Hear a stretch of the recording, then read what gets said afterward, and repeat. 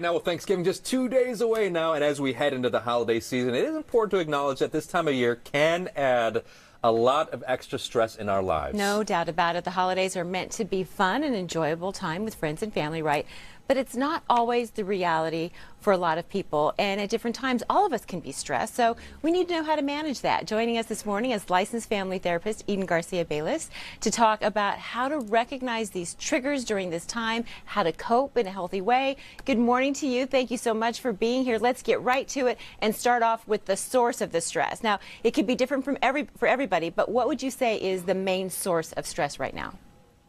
Well, there's many different sources. I would say the balancing act is one that many people deal with. Thanksgiving in of itself is a chore, and then you have the lead up and the aftermath. You may have kids from school or college. You may be dealing with travel logistics. In addition to that, you may be also thinking about your holiday gift list that who you need to get gifts for, and you may also want to cash in on some of those savings. So all of that can be chaotic.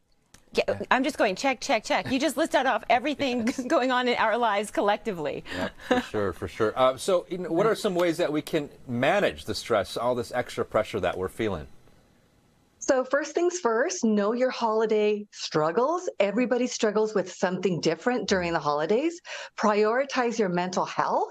Set some time aside to really do some self-reflection and look at what aspects of the holidays really trigger you the most and develop a plan and manage it.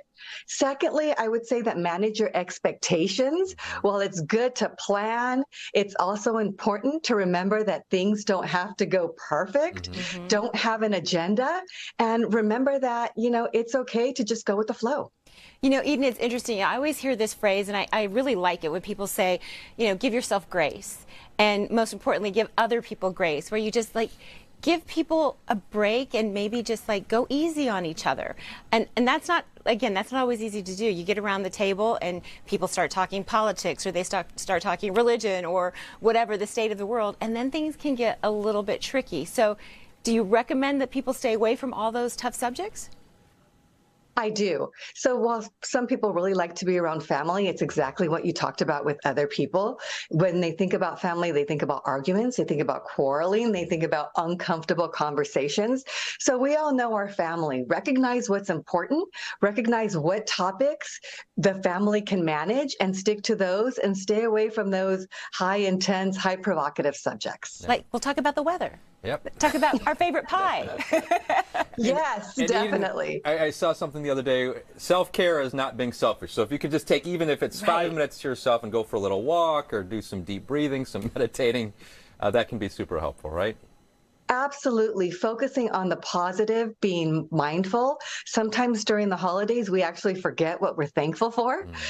And studies show that just making some effort to be optimistic can really have a positive impact on your mental health. All right. I'm going to try that out. Me too.